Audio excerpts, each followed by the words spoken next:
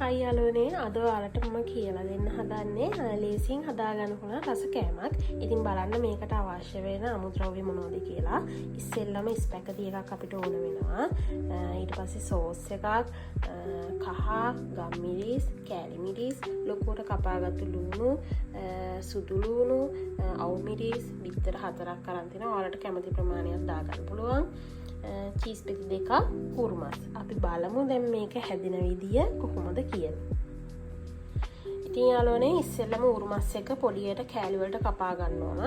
මම මේක තෙලේ බැදලා තමයි ස්පැගටි එකට දාන්නේ. ඉතින් ඉස්සෙල්ලම මේක මම පොඩියට කෑලි කපා ගන්නවා.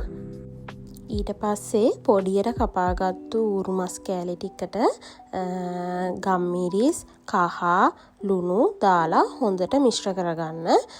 මිශ්‍ර කරගෙන ටික වෙලාවක් තියෙන දෙන්න. අවශ්‍ය ප්‍රමාණයට ලුණු දාගන්න.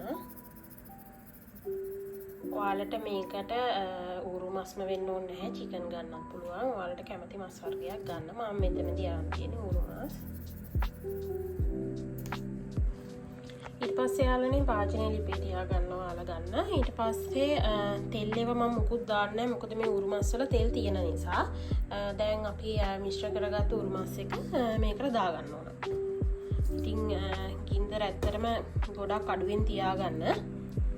දැන් ලුණු, ගම්මිරිස්, කහ මිශ්‍ර කරගත්තු මස් කෑලි ටික මම මේ පෑන් එකට දාගන්නවා.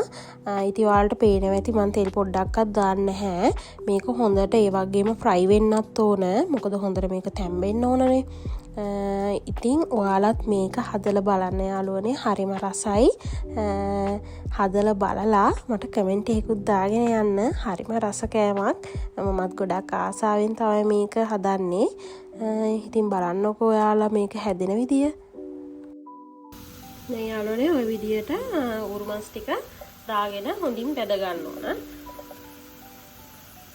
අපි බලමු මේක හදන වෙලාව කොහොම රසක් තියනවද කියලා. හරිම ලේසියෙන් ඉතින් හදා ගන්න පුළුවන්. මොකද මම මේකට කැරට් ලීස් ඒ මොකොත්ම ගන්න නැහැ.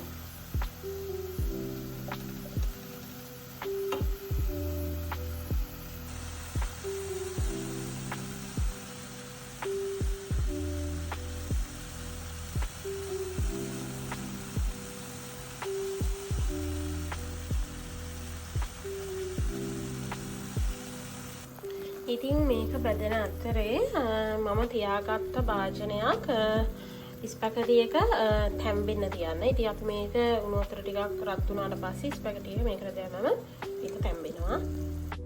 ඉතින් දැන් මේ වෙලාවේ හොඳටම වතුරත් උණු වෙලා තියෙන්නේ. දැන් මේ වෙලාවේ අපි ස්පැගටි ටික දාගමු.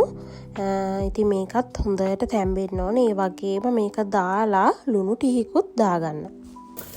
දැන් ඔයාලට පේනවා ඇති යාළුවනේ මස් එක හොඳට බැදිලා තියෙන්නේ. ඒ ඔයාලට පේනවනේ තෙල් තියෙන තරම් මේ. ඒ අතර මේකත් හැම්බෙනවා.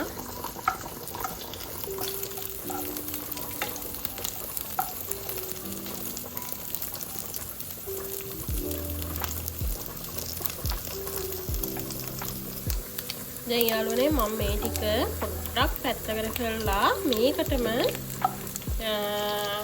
ලුණු, සුදු ලුණු, අවු මිරිස් ටික දාලා කෑලි මිරිස් දාලා කවලම් කරගන්නවා.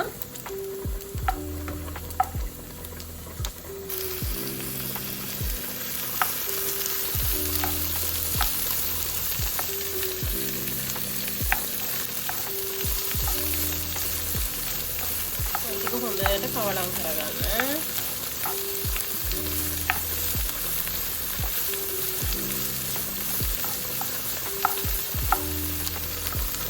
ඊට පස්සේ ඔයාලා කොහොමද සැරකන්නේ ඒ විදියට සැර අඩුවෙන්ද වැඩියෙන්ද කියලා කෑලි මිරිස්, කහ, ගම්මිරිස් චුට්ටකුත් ආයි නැවතත් දාගෙන හොඳට කවලම් කරගන්න.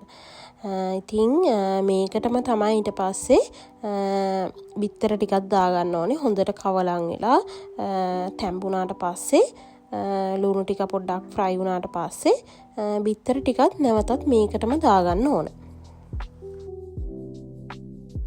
දැන් ඔයාලට පේනවා ඇති මම මේ ටික ආයි අයින් කරලා බිත්තර ටික නැවතත් දාගෙන තියෙනවා.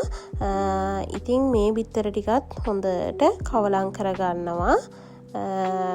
මේ මිශ්‍රණය හොඳට කවලම් කරගත්තට පස්සේ අපි ස්පැගටි ටික මේකට දාලා හොඳින් කවලම් කරගන්න ඕන.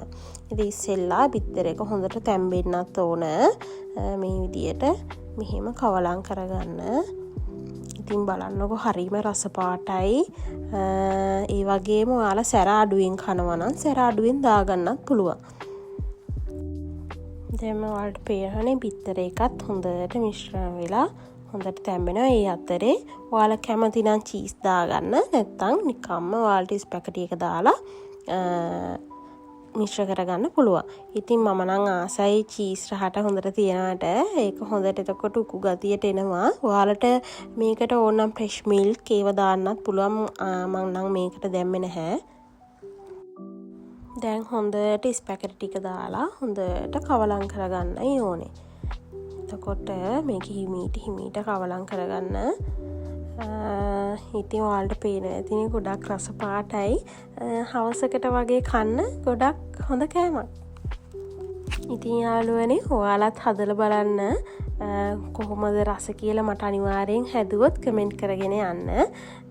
ඉතින් හරිම ලේසියෙන් අමුද්‍රව්‍ය අඩුවෙන් අපිට හදාගන්න පුළුවන්. ඔයාලට පේනවනේ හරිම රසයි. ඉතින් නැවතත් වීඩියෝ එකකින් මේ වගේ හමු වෙනකම් මම ගිහින් එන්නම්. බයි.